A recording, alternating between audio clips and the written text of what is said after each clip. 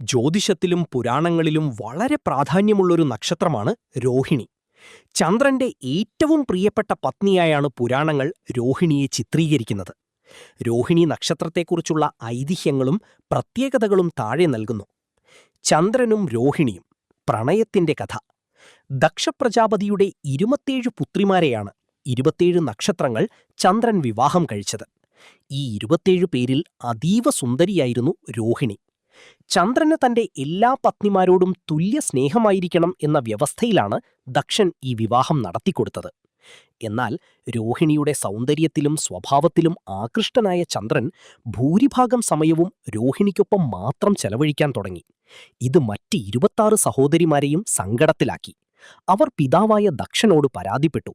ദക്ഷൻ പലതവണ ചന്ദ്രനെ തിരുത്താൻ ശ്രമിച്ചെങ്കിലും ചന്ദ്രൻ രോഹിണിയെ പിരിഞ്ഞു നിൽക്കാൻ തയ്യാറായില്ല. കോപിഷ്ഠനായ ദക്ഷൻ ചന്ദ്രനെ ക്ഷയരോഗം പിടിപെടട്ടെ എന്നു ശപിച്ചു. ശാപം കാരണം ചന്ദ്രന്റെ പ്രകാശം ഓരോ ദിവസവും കുറഞ്ഞു വന്നു.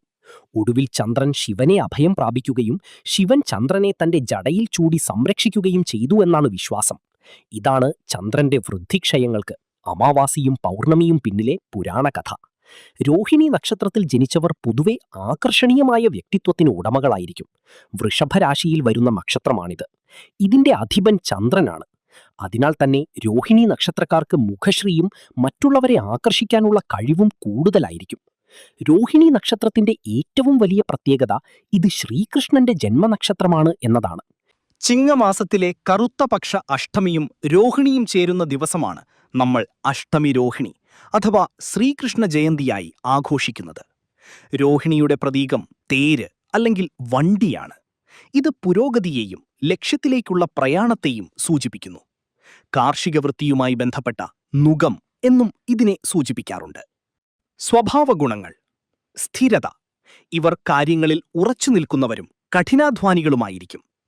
കലാരംഗം: സംഗീതം, നൃത്തം, അഭിനയം തുടങ്ങിയ ലളിത കലകളിൽ ഇവർക്ക് പ്രത്യേക താൽപ്പര്യവും കഴിവും ഉണ്ടാകാറുണ്ട്. കുടുംബസ്നേഹം: കുടുംബ ബന്ധങ്ങൾക്ക് വലിയ വില നൽകുന്നവരാണ് രോഹിണി നക്ഷത്രക്കാർ. പുരാതന കാലം മുതൽക്കേ കാർഷിക വൃത്തിയുമായി രോഹിണി നക്ഷത്രത്തിന് ബന്ധമുണ്ട്. രോഹിണി ഞാറ്റുവേല കൃഷിക്ക് അനുയോജ്യമായ സമയമായാണ് കണക്കാക്കപ്പെടുന്നത്. ഭൂമിയുടെ ഫലഭൂയിഷ്ഠതയെയും വളർച്ചയെയും ഈ നക്ഷത്രം പ്രതിനിധീകരിക്കുന്നു. പുരാണങ്ങളിൽ രോഹിണിയെ ബ്രഹ്മപുത്രി എന്നും വിളിക്കാറുണ്ട്. രോഹിണി നക്ഷത്രത്തിന്റെ അധിപദേവൻ സൃഷ്ടികർത്താവായ ബ്രഹ്മാവാണ്. പ്രപഞ്ചത്തിലെ സർഗാത്മകതയുടെയും വളർച്ചയുടെയും പ്രതീകമായി രോഹിണിയെ കാണുന്നതിന് കാരണം ഇതാണ്.